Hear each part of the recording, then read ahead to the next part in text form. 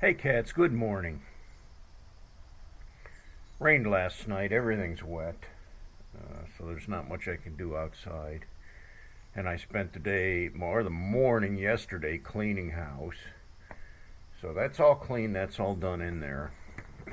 And the yard's mowed, thankfully. I was able to mow grass yesterday, so everything looks like a golf course once again. So today, what am I going to do with myself? I think we're supposed to get more rain today. So the weather isn't very encouraging for doing anything else outdoors. We'll see how it goes, though. Some of you were asking me about my class reunion that I attended last weekend, and I thought I would talk about that for a little bit. Now, most people, I think most of you guys would have like no interest in going to a class reunion.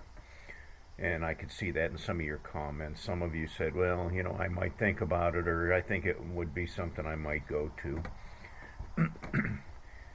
Frankly, I wouldn't go to it, but one of my friends that I hike with, it happened to be on the class committee and encouraged me to go. So I said, all right, since you twisted my arm, I'll go.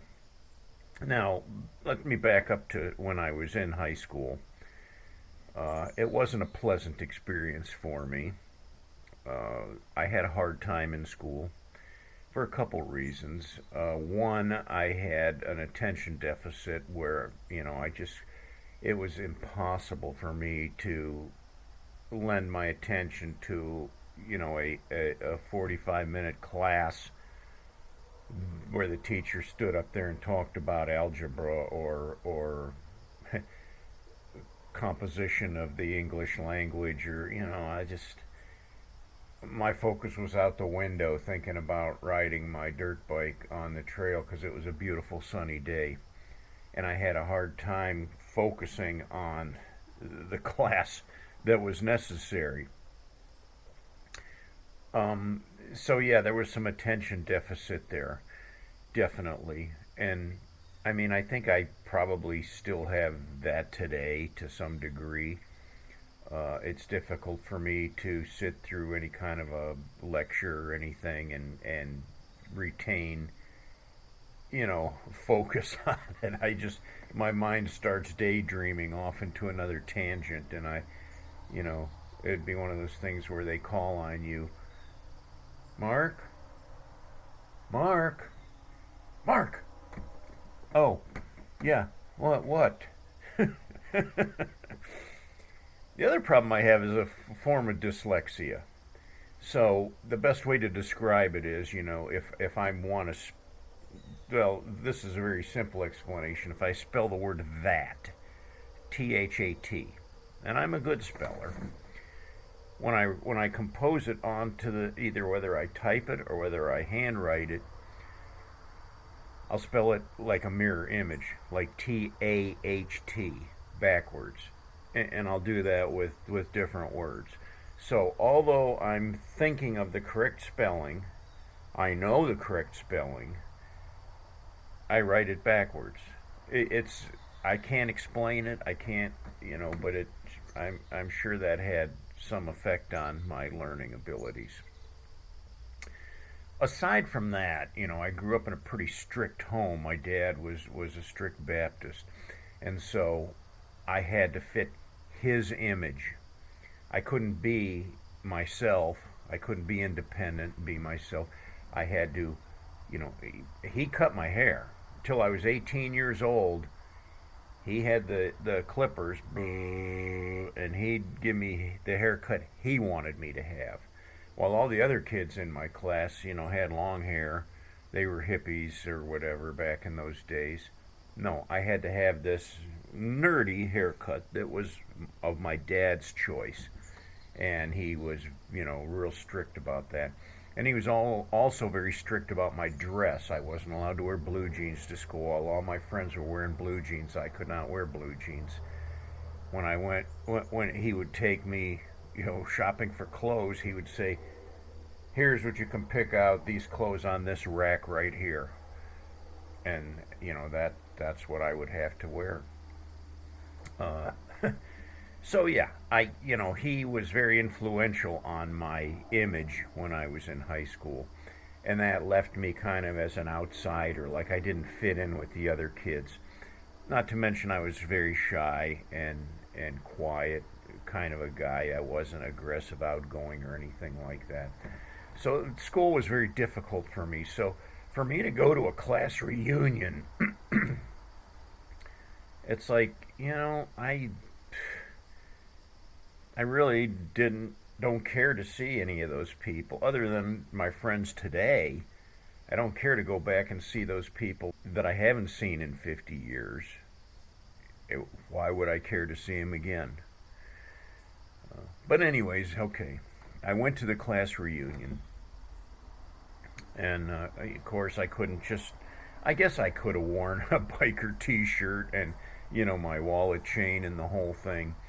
But I went and bought a nice dress shirt and a pair of black Wranglers and polished up my black riding boots and gave myself a nice haircut and trimmed up my mustache so I was looking very presentable. And I did not wear a hat because I know in a formal event you don't wear a ball cap. So they had it at this fancy country club, and it was very set up, very very nice. I mean, they had a table for appetizers and just a huge, beautiful spread of appetizers there. They had another table for desserts with a nice spread of desserts, and then they had the buffet line, which was really good food. There was no reserved seating. You could sit wherever you wanted. So, I sat with a couple that I know that are friends of mine that I'm familiar with. But other than that, they gave you these little name tags, and it had it had your high school picture on there, your mugshot. But the name underneath was like microscopic. So I mean, you had to like lean right into a woman's breast to read her name to see who she was. My one buddy said, "Well, that was a perk to that." But and so people would walk up to me, and I don't recognize them, and I'd have to lean and read their name tag. Oh, okay, yeah, I know who you are. I remember you now. But just to walk past them and say, recognize them, I wouldn't have any idea. They could walk right past me at Walmart, or I wouldn't know who they were from Adam. I wouldn't have any idea.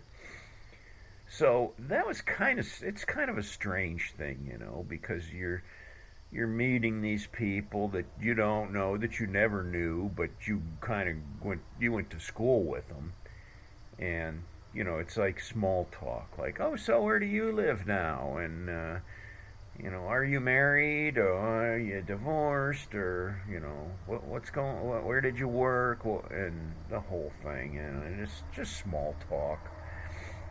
There was good food, and it was okay. I wouldn't say it was at the top of my list of things to do, because it certainly wasn't. Uh, but I had a somewhat of an enjoyable evening, anyways, and spent most of the time with my friends that I knew, because it's a little awkward when you don't know somebody. When you remember them from high school, you remember their face. You never knew them, but then you walk up and you realize who you're talking to, and you really don't have a whole lot in common. Um, and it's yeah, kind of like, yeah, well, we'll talk some more, okay? I'm gonna go around and talk to some other people, and I'll get back with you later. And then you never do, because it's like, I don't know what to say to them. I don't really know them. I don't know who they are. So yeah, the class reunion. Now the next one, that was my 50th. Um, they say in 5 years they're going to have a 55th class reunion. Probably about I'd say 10% maybe 20, maybe 15% of our class has passed away already. So I'm thinking by in 5 more years that list is probably going to go up to like 25% when we get up when we're into our 70s, 70-year-old. I mean, most of my classmates are in their late 60s. So the next class reunion will be closing in on the mid 70s. And people start to drop like flies at that age, and they get up into their 70s, 80s, and a few of us make it to 90 or 100. So anyway, that was that. Yeah. On another note, some of you guys have been wondering if there's a lady in my life at this point. Uh, it'll soon be going on a year since I lost my wife. Absolutely not. I have no one that I hold any interest to, um, nor care to replace my wife at this point. I still grieve from time to time, but I'm doing much better, than I was originally. It's just very difficult when you lose somebody you're that close to, somebody that you love that much, and not sure that I could ever replace her. Now, the Lord willing, the Lord may put a woman in my path at one point or another that